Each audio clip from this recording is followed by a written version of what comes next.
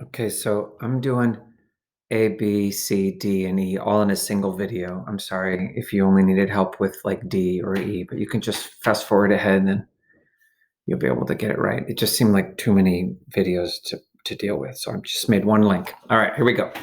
Practice A, check for duplicates with integers. So I made two arrays. I'm asking you to check for duplicates using a method called check dupes.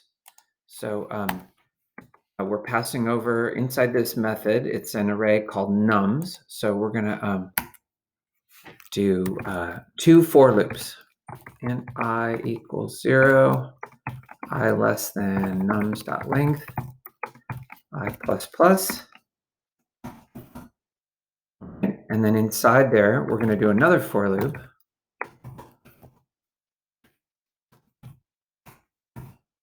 So the inner one starts at I plus 1. You started at I, you would find a duplicate because it would say, hey, this is equal to itself. But so we're just well, hang on a sec.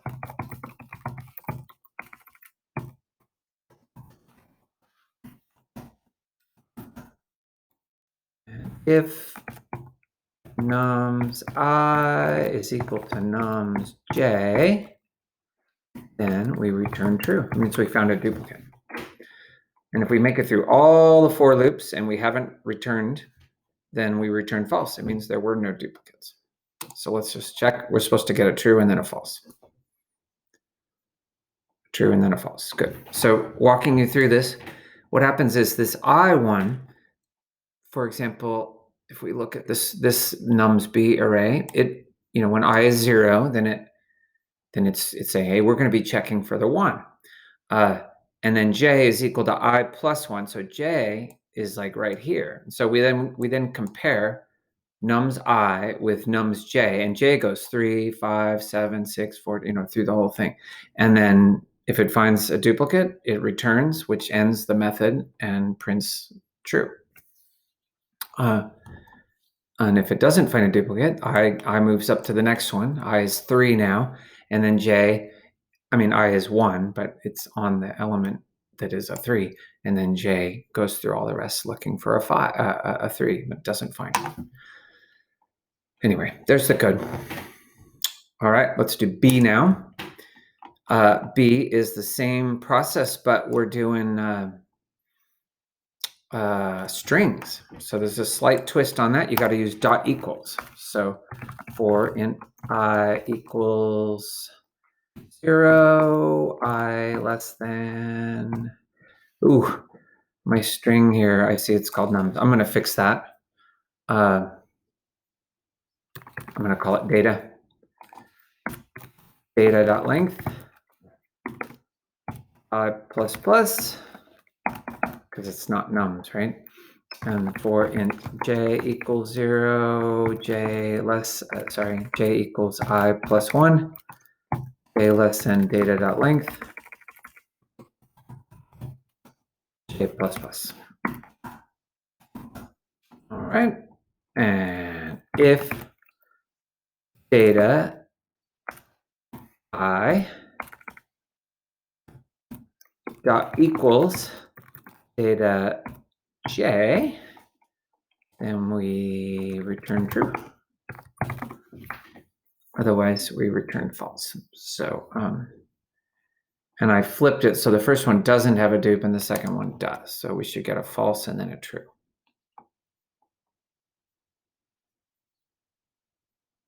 Yep. And if you wanted to make sure that this was working, you could change that to say cat, and then you should get true, because there's 2 cats there and there's 2 dogs in the second one. Yep, that worked fine. We're going to put that back so that get the answers I'm expecting. All right, we're going to go to C now. For C, we're trying to reverse the order of these elements. We're using a method.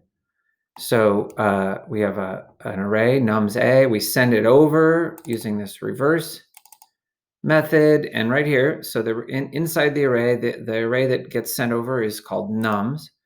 And so the way I'm going to do it here is to make an int array called temp, which is a new int array, and it's got the same length as nums. So I put that in there. That's how we create a new array called temp that has the same length as nums. And then we're going to do a for loop. Int I equals 0, I less than nums.length, I plus plus. And we're going to say temp I equals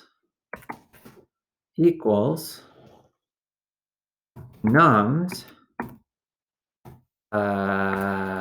nums.length minus 1 minus I. So this is straight out of the notes.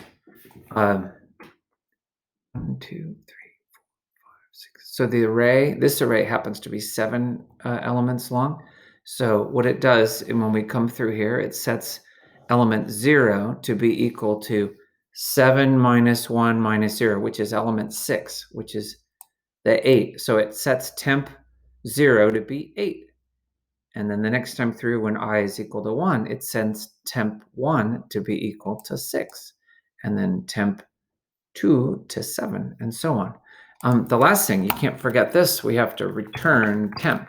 Because see, this method is forcing us to return an integer array. And then up here, we're replacing nums A with the reversed version of nums A. And then my code prints it out. So we should get our 9035768. 9035768. There we go. So that's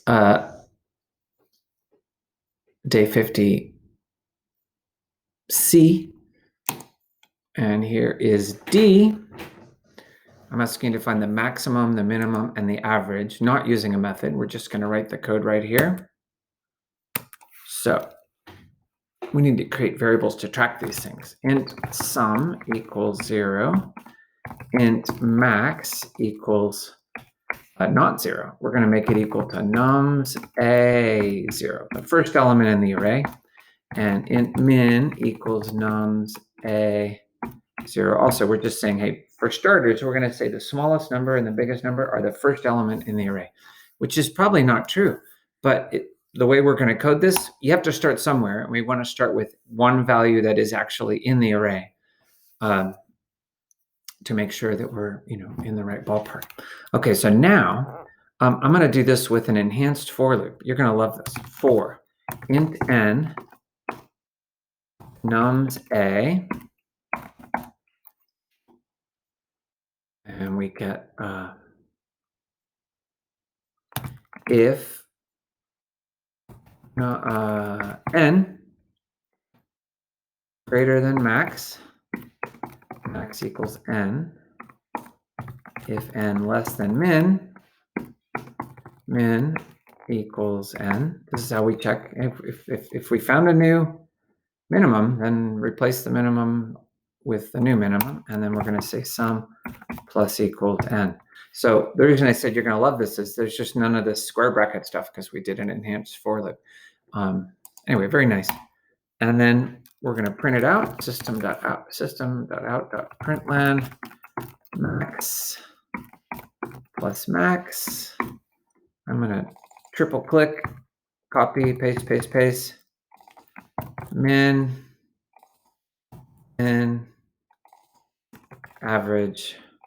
Now we don't have a variable called average, so we're going to say 1.0 times sum divided by nums A dot length. That's the length. That's how many values were in the array. And you got to do that 1.0 times because I asked you to give me the average as a double. So your output should be 45.2 and then 19.7. If it's anything else, then you've made a mistake. All right, that's D. And let's go ahead and do E, the longest string. So we're going to find and print the longest string. So I'm going to make a string called longest equals animals, square bracket 0. So again, I'm just setting it equal to the first element in the array. And you know what? We can do an enhanced for loop for string t for temp equal out of animals.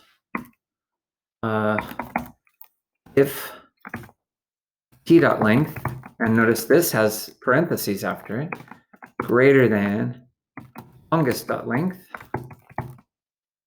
This also has parentheses after it because we're talking about strings, not arrays. So if that happens, then longest equals t. So that's all good. And then system.out.println longest plus